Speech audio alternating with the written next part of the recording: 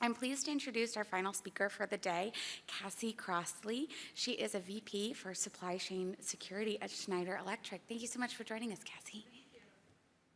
All right. Hello, everyone. So thank you for joining. Bob suggested I go behind the curtain and come out, so just picture we're behind there. So I'm going to be talking today about supply chain security, and everybody may have a different opinion of what it is. So let me just briefly explain. I like to use a prop, your phone. Imagine you get your phone, you've unboxed it. There are probably, at minimum, 300 opportunities for that to be compromised before you even touched it. And now think about the operating system and all the applications that are pre-installed on that phone. All of those have an opportunity to be compromised before you've ever touched it. So thousands of opportunities for the supply chain of just getting your phone to be at risk before it sets, before you've actually opened it up. So what I'm going to talk about today is the Schneider Electric, what we do as a software supply chain and a supply chain security program. But first, who am I? Why am I up here? So I've been with the company for 13 years, and I'll talk about who the company is in a minute. I've been in many different roles, CISO, governance CISO, product security officer, led business applications. My background, many years ago, I started as a software developer. I would go back and forth leading technology teams between R&D and IT. So I've been in all the different roles, a lot of solutions, consulting, all the different things. And I'm working on a book right now for O'Reilly Media called Software Supply Chain Security. I proposed this book to an editor friend before SolarWinds, and he's like, you should do the book. Let me get you in touch with them. So, and then SolarWinds happened, anyway, it's coming out at the end of the year. So I've had a lot of background in the topics of different various security through a whole breadth. And so who Schneider Electric is we're a multinational company headquartered in Paris, France. We're not German. We have some product names and brands that you may recognize. Square D, if you have ever seen green electrical panels and big, huge green boxes and lots of low voltage and medium voltage equipment, smart meters, all sorts of different things. We have APC, if you're involved in any data centers. If you remember APC, little UPSs on desktops, but we do big UPCs and lots of items in our secure power business. And we're an energy management and industrial automation company, and that means that one of our brands is Aviva. So if you have manufacturing, if you have different kinds of lines, we sell PLCs. We sell lots of software. We've got essentially, a 34 billion euro company spread globally around the world, and what that means is there is a lot going on, including the amount of suppliers we have. 52,000 plus suppliers in our supply chain. And that's just our third-party suppliers. If you look at fourth party and fifth party and so on and so forth, that's a lot of suppliers that are in our supply chain. And so supply chain security and supply chain in general are very important, I'm sure, to all of you. Unless you live under a rock, you are somehow affected by supply chain. And it's not only the technology supply chain that I'm going to be specifically talking about today. So the supply chain security, I like to use this picture because I think that most people can think, on a linear line. So there's another slide after this that goes through some of the details. I'm going to stay on this and go to some of the details for some of the different areas in a few minutes. But they told me I don't have a reverse button on this, so I'm not going to move forward at this point in time. Supply chain security, when you think about it from a software product, very easy to think about that you have R&D and then something happens and you might build it and it goes somewhere. Well, it's a lot more complicated than that. I'll go through first just the R&D side. So let's go back to the phone example. You have the operating system that's been around forever, right? Pieces of this code. If you have a Windows laptop, by the way, you have some of my lines of code because I worked for a company in 1987 that sold paint.exe to Microsoft. And they still have paint.exe on there, and I'm sure they didn't deprecate or remove any of my code, and they have Paint 3D. So someone, I'm sure if you've ever used paint.exe, did you know I wrote it? No, because back then we didn't track, we didn't have code commits and all sorts of different areas. So code lives for a very long time. And that R&D point, the product security, all the different areas for application security, that's not new, but it's just taken time, and you don't go back and rewrite a brand new line of code. I'm sure you've heard about open source security and so on. So that's what a lot of people think when they think about software supply chain security, is just the R&D portion. But think about the environment that the developers are in. So in a device like this, or a router or something, there's physical labs where devices are exposed to the internet, and you want to keep those off your segment. So imagine my workforce in R&D is 12,000 people, all right? There are a lot of labs, about 100 development locations. And the different labs, some of them are virtual labs, but most of them are physical labs because we do a lot of devices. And they need to be able to do their work, but also make sure that the corporate environments are also safe. And long before there was such things as VPCs in areas, we had dual boot. So as developers, we're able to get away with a lot that nobody sees. We download projects, we build our own code. There is just a lot of hidden. I'm sure you've heard the word shadow IT. This is something, and this is one of the things that is very important, is if you have a relationship, if you have R&D in your group, if you haven't done an asset inventory of the R&D teams themselves, you will be shocked. I think that a lot of people who have tools nowadays that can see what's being run on the systems, they're like, especially if you whitelist things, you're like, what do you use that for? What do you use that for? What do you use that for? But they're building it. I can rebuild and build my own tools and call everything Cassie.exe. I can go onto virtual machines that you'll probably never see. So having that relationship from a supply chain security standpoint, because that is part of your supply chain. If anybody's writing anything, even low code and no code apps in your environment, there is a risk and compromise in that R&D activities, cybersecurity. So we have a whole program about this, which goes into detail about developer training. It has controls, it has the different things that we check. We do virtual scanning of the environments. So there's a lot that goes on into that. And most of the time, I would say in most environments, not well controlled.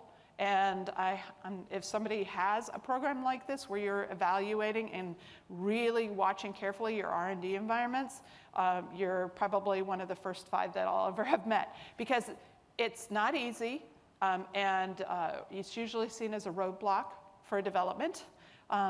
It's a challenge to see what's going on. And then, of course, when you have things like COVID and everybody's working virtually, there's challenges. As part of that, you'll see in the top transversal source code governance, because this is an older one, I swapped them, so it's now back in the bottom left where it should be. Source code governance, I don't know if anybody has seen, but there have been lots of areas where source code accidentally got leaked. And that not only loses your intellectual property, but imagine somebody leaks the source code for Apple's operating system, what's going to happen? So the source code prevention programs and the controls that need to be in place are very important in any environment. So if you've got a program that worries about data and intellectual property from being a risk, add source code into there because source code hides, unfortunately, some people put in their source code repository their keys. It should be in a key management system, but sometimes they put private keys and things that you don't want in the source code repositories because we're developers and it's there. Hey, we put it somewhere secure. It's okay that 40 people have access to it, right? So source code governance is a really big part of our program also. And on the, a couple other pieces on here, and I'm going to show a slide on the technology validation and our secure global security lab in a few minutes. And I'll mention the software bill of materials. I've been involved with the original NTIA groups and now the CISA groups and other non-CISA groups on supply, on the SBOMs. And those software bill of materials, I am a proponent. I actually own the program inside of the company and brought in a tool so that we had a way to securely provide to our customers software bill of materials. It's not the answer to the test or quiz because it doesn't list open vulnerabilities. It doesn't list vulnerabilities that are in there and if they're affected or not, but some people really want to know what open source am I using, what commercial libraries am I using, all of that's in there. We are a critical infrastructure supplier. We're not going to put our software bill of materials out on, you know, just public display. Yes, some of the products can be reverse engineered.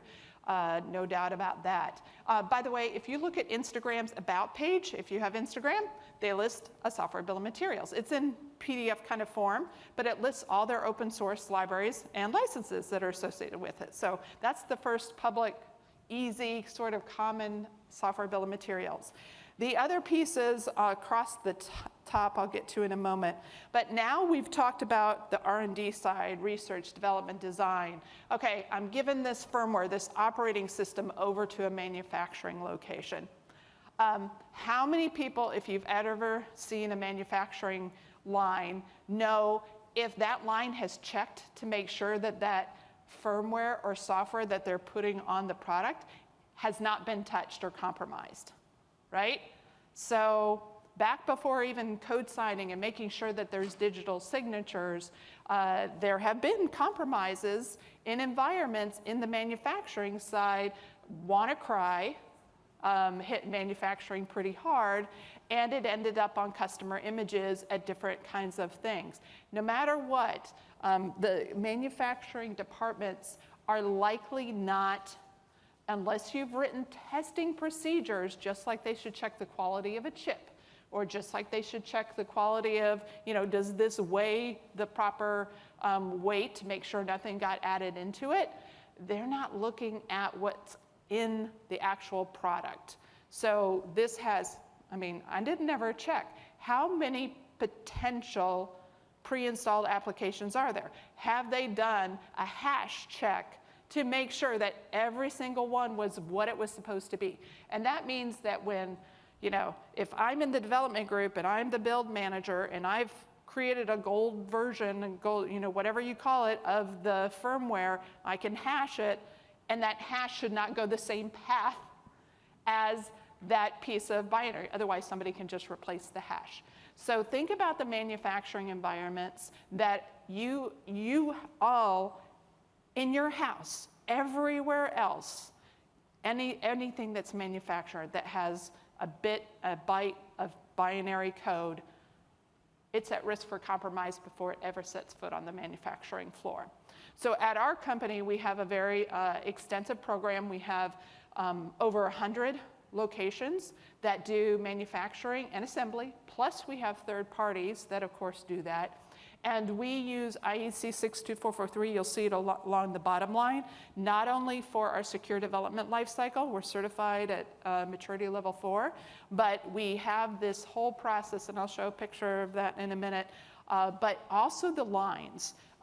Any new product line has to be certified under certain levels. That means the people are trained. That means the testing procedures are there to check for supply chain security. And part of that program is as simple as USB you found on the floor, what do you do, right?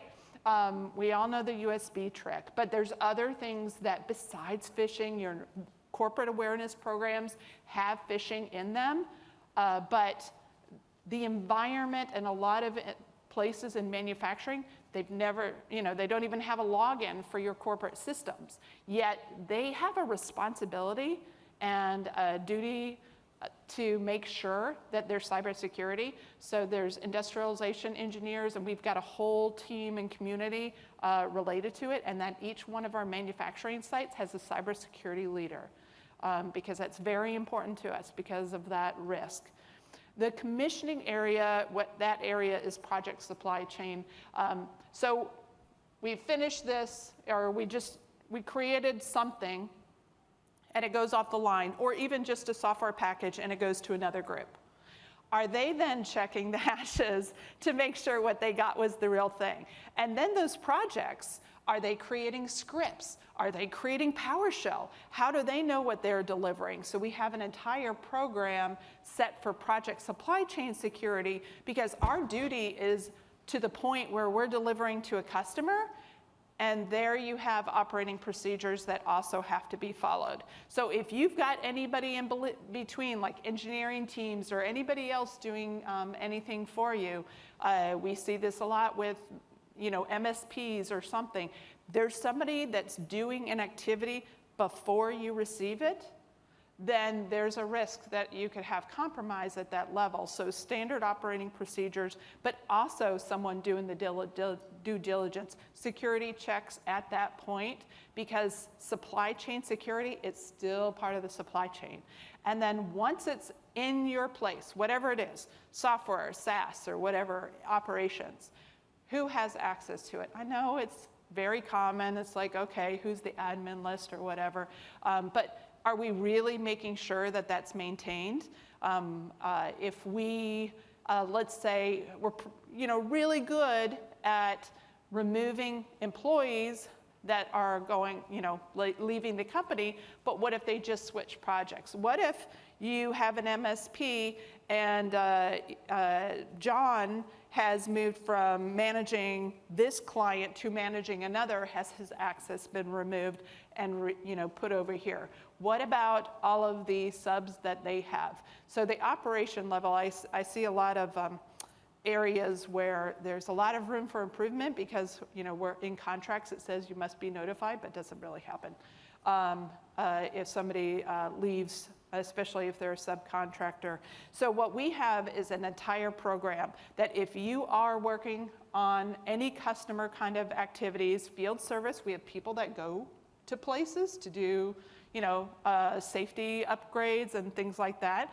They all have to have a badge, I don't have a badge on me, that shows that they've taken special training on cybersecurity. So this is a very important aspect.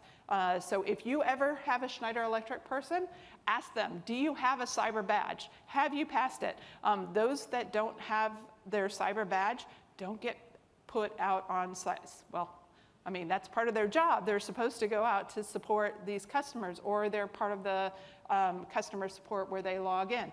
They must have these badges because they have that duty of care that they have to follow. They have to understand that they're not supposed to buy their own laptops from Best Buy. They have to understand that they can't do their own, let's say, iPads or whatever. There's company issued equipment. But also, if they see something, they have to have the comfort and confidence that they'll be supported by us. If they have to mention to the customer, I see something in your environment, this is a risk, we want to bring it to your attention. So there's procedures so that we can document. They have to be able to do that. Sort of like, child services. If you see something, you really, should tell somebody. So across the top of the line, I've mentioned a lot of those. I think everybody realizes that you've got internal policies and such in place, but the customer and authority requirements, the world's changing. I was just talking to Bob Martin, my friend from MITRE, about some House bills that mention the supply chain security. We have to be paying attention to what's going on in the world with supply chain security. Even if you're buying something, there's export controls, there's all sorts of items. We have to be compliant. There's a big overlap between product security and supply chain security in anybody's world, or application security, because there's a lot of if you do things right with secure by design, secure by default, you're improving potentially your supply chain security posture. So the authority and requirements, and it doesn't stay on here. There's not enough room. They already said it was too small text. Is standards. And I want to put a plug in for things like, as we go to the next section also, is the MITRE System of Trust beta. It's still beta, right? Yeah. Okay, MITRE System of Trust, so sot.mitre.org. O-R-G. MITRE is MITRE.org. So the system of trust and third-party security, I think everybody has third-party security programs. If you've not been the victim of a 400 questionnaire on a Friday that's due on a Monday, then you're lucky, because that's my world. Those long questionnaires, they're to do the assessment. I am shocked that most of the time people don't come back and question some of the answers, because we say, this is our global policy, but if you're buying a specific product, you'll need to ask for more information, because with 15,000 products, they're not going to all work the same. And so the third-party cybersecurity, I'm a third party for lots of people, but I have to make sure that my 52,000 suppliers have had some level of assessment.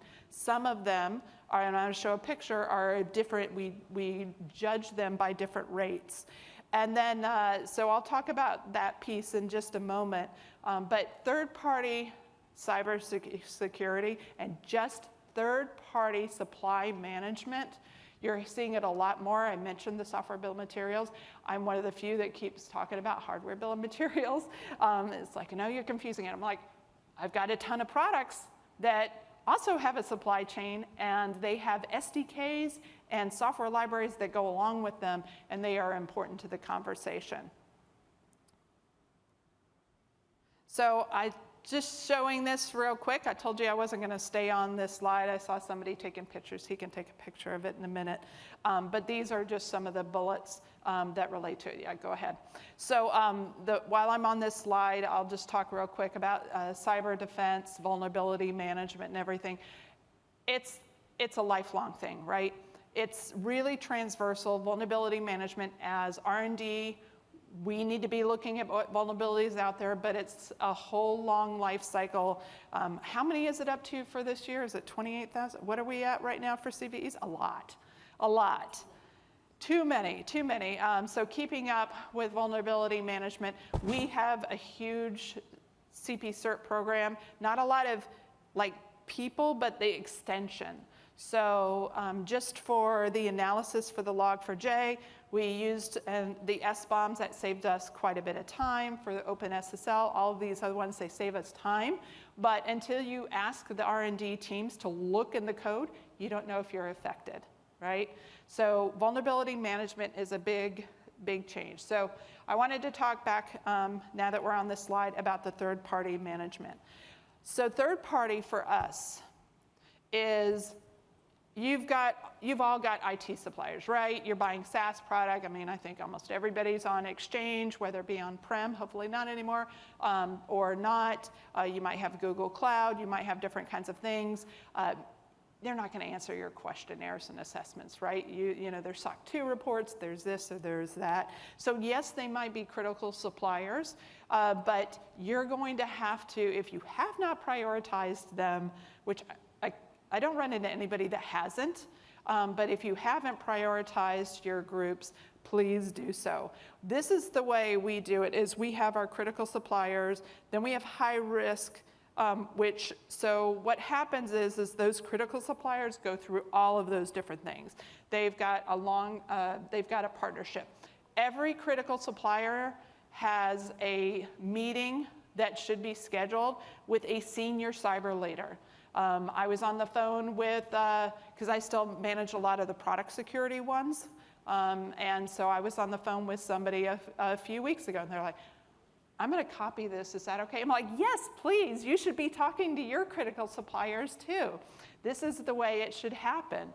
Because when there's an issue, you know, CISO to CISO or cyber team to cyber team, you know, we're calling each other on the phone or getting in touch with them. You already established that relationship. So critical suppliers, if you don't have a non-account management contact, get one. Get one. High-risk suppliers, sort of like those are on the edge. Some high-risk suppliers also have that, but generally that's one of the main differences is they don't get that personal touch where we're having a biannual meeting or more frequently event. Moderate risk suppliers, and I'm going to talk about these areas. So what we're doing on some of these, if you look at here, where it says cyber assessments, we use, and I guess I'm okay to say the name, Cyber GRX, if they've already been answering assessments and want to do it once and then share it with other people, that's one of ours. And I'll show on the next page the bit site and everything. But we don't like to ask you the same questions either. So if you've already got an assessment filled out with one of those service providers, that's even better for us. Like I said, I was part of the product security office. I still am responsible for product security and supply chain security. I created the program where we did evidence-based review. The reason that's necessary, and I'm talking, you know, with whether it be an operating system vendor for one of our devices, it is important to have that relationship, because knowing that I've got a 10-year plus program maturity level 4, I'm a realist. You know, most of the suppliers, they're just starting to understand what secure development is. They're just getting, you know, with the new NIST SSDF 1.1, they're starting to say, okay, I can sort of follow this. They don't have to go by 62443-4-1 or something. So it's really important to know what you're going to get from that supplier and put the right assessments in. I don't ask my manufacturing supplier a bunch of SDL questions because that's not important to them. So you really need to tailor those areas. And so just on this next picture, we have policies and principles. We give them requirements to say, these are the requirements we expect, because you always see in these contracts, you must follow these security requirements, blah, blah, blah. We even, for those of them that write source code or give us source code libraries, we give them our own source code policy. You know why? Because that rising tide lifts all boats. Why am I trying to keep this quiet? You know, I've got a good set of controls that we've been using for a long time for a large R&D group. I want everybody to realize what other controls they should put in place for their areas.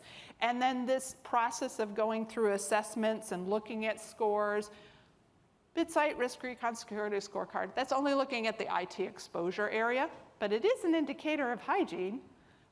You know, if it's a 3-person company and they got a website that's done on WordPress, you know, but some of these companies, you know, it's a matter of, you know, if I talk to a supplier, that supplier was at a 650, and they're like, yes, this is my program of how I'm increasing and improving the IT hygiene. Now, if I was buying a cloud product from them and they had a low score, I'd be concerned that that supplier was building a device, so not exposed to the internet, so there's, you know, a little bit of value in there. So I talked a little bit about our secure development lifecycle. This is just another view. I'm not going to walk through it. And I'm going to talk about the technology validation.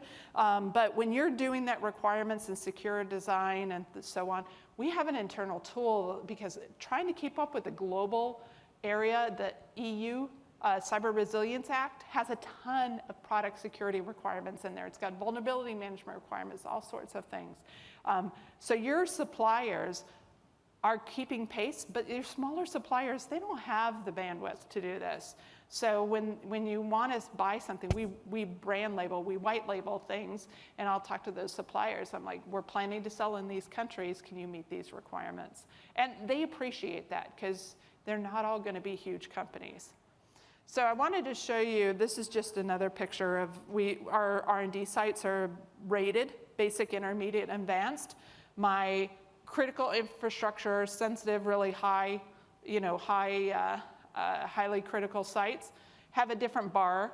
than some of the other sites. It depends on what they're building.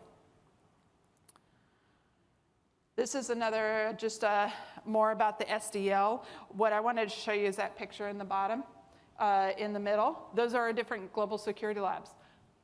We're a big company. We have our own. We know how to do pen testing on OT. We've got it accredited from CREST. So this is an important part of who we are, but we also third-party things.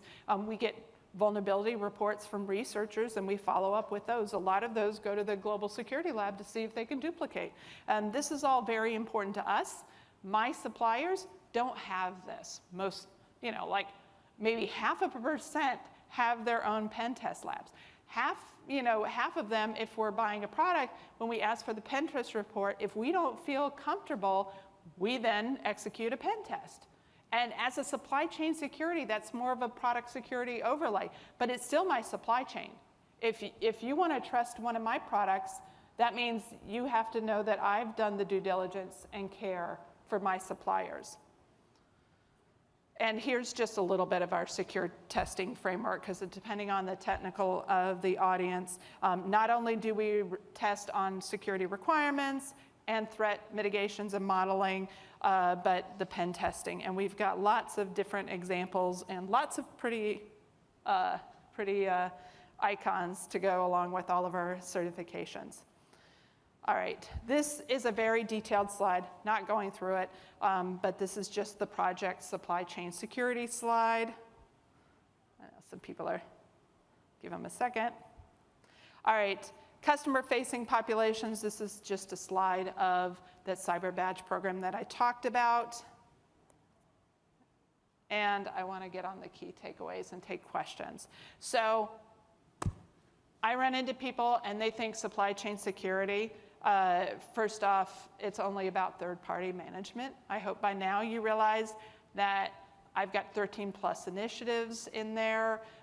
There's a lot of tangent things. I'm doing a lot of traceability of hardware chips, counterfeit, all of that is supply chain security. Logistics of making sure that if something goes through a carrier, that's of concern too.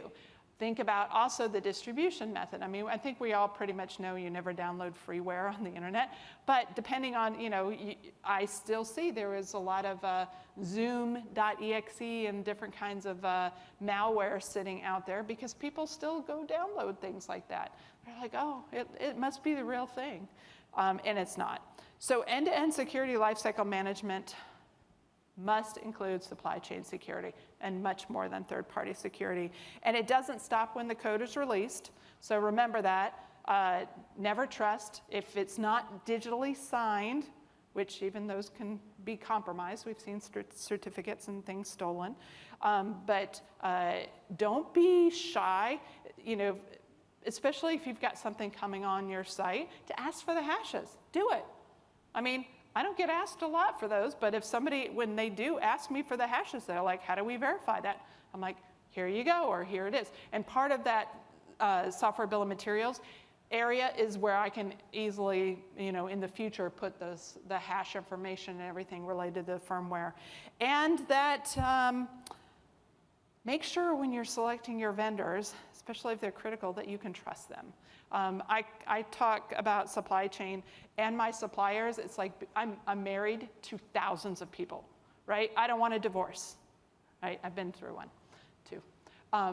And so it's messy.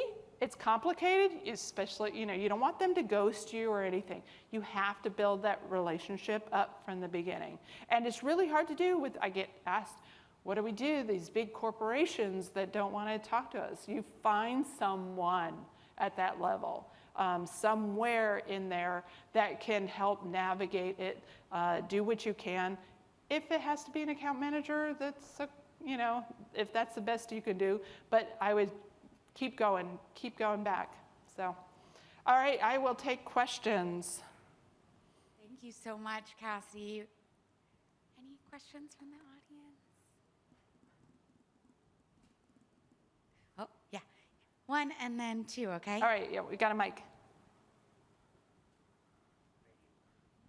Are you seeing a shift in your relationships with your vendors where with the supply chain attacks that are happening, that they are more open and more agreeable to some of these questions and responses? And I work on the pen testing side, so hearing you talk about like, hey, if they don't give us good pen testing, then maybe we're just going to pen test them. And you know, that's a challenge that we face. So I'm kind of curious of how you've seen that shift and maybe how you've navigated it to your benefit. So I manage, pretty much I wrote the cybersecurity addendum. You know, it's gone through variations over the last years, and it comes back redlined. Whenever I see redlined, I can tell the legal red lines versus cybersecurity and sort of the, you know, it's a red line. I'm in the middle all the time. I'm redlining contracts for customers. I know what they're asking. And then the suppliers. So it's gotten better over the last 4 years that's happened. I used to redline all the software bill of materials things that came out in the Edison Electric. The reason I did is because no one even had a definition. This was before NTIA put out the minimum elements. And as a developer, you know, and from this environment where it's a black box, you know, we didn't want anybody to see in it because it's ugly inside, right? You've got a lot of decisions made by people who no longer here, or they retired, or whatever.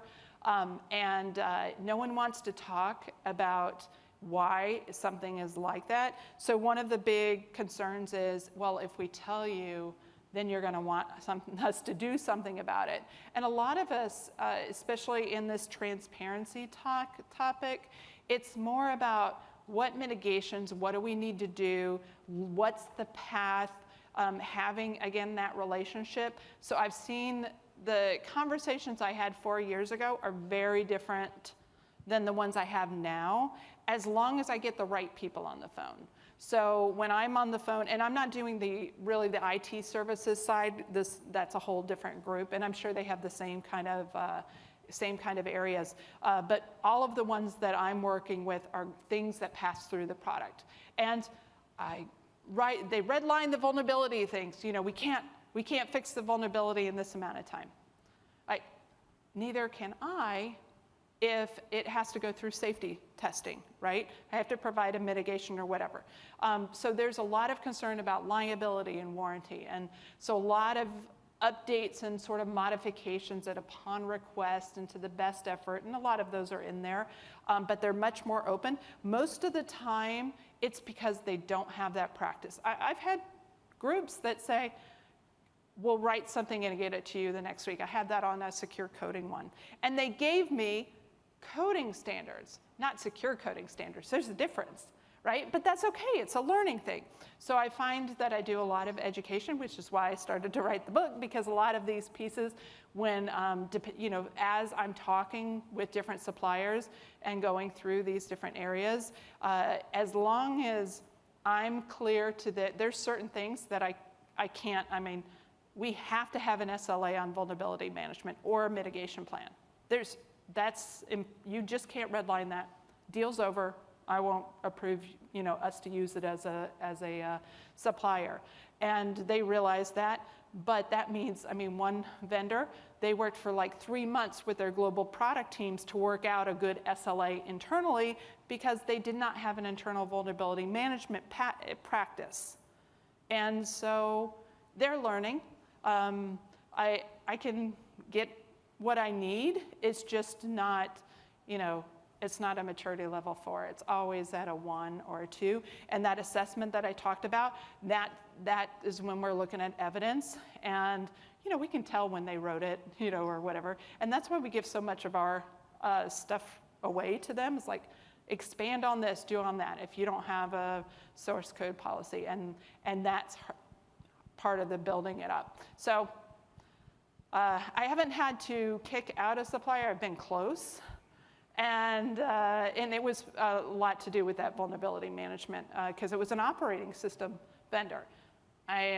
If I can't use your operating system in all of these different products and you can't commit to giving me a vulnerability patches and notifications, you know, and mitigations, then, you know, we can't go any further.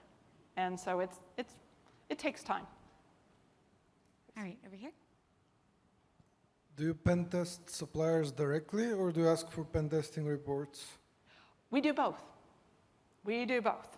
I'll skip from talking about the product side, because we do, if they don't meet our standards of anything that we're going to be using from the suppliers in our products or part of a system or whatever, then we have to. In regards to, we have something called application certification. Internally, it's a whole process that when we're adding a vendor, that means that we need to know about the architecture, and we do a level of pen test. If they've done, let's just say, we're not pen testing Salesforce. I mean, just not doing it. But we have a lot of startups that we work with. And from a cloud environment, they're like, if we don't have a SOC 2, I'm like, yeah, we're going to have to do something about this, especially because it depends on the data that we're putting in it. And so we do pen testing. We do more than just scanning of some of those, or we make a condition you have to have a third-party lab do the pen test and give us the report. But you can't have, if you're a 10-person company, you can't have, hire number 9 do your pen test. That would never be allowed. So we do require external review. Thanks, Cassie. Over here. How do you handle, I guess the pandemic sort of exposed this a lot. A lot of companies die, and they fall off. And then you've got a supplier that was giving you the chip, or the chip crunch, and people are desperate, taking it from all kinds of places, like, oh man, I just need to get it, I just need it, otherwise we don't survive. And yeah. How did you guys manage that? Because I know everybody's different. Yeah. These environments are all whatever anyway, and you got legacy stuff, you got all the, how did you handle that? Yeah, zombie. That's part of what we have to manage and deal with. And that's not the only situation. Also is, I bought this library 10 years ago, and I didn't keep a service contract. And, well, looks like you own it. It's your baby now. You adopted it. But when you mentioned chips and things like that, yes, counterfeits, we're a larger supplier. So we have systems that do that analysis to help validate. We've got all these measures. There are counterfeit programs, supplier accreditation.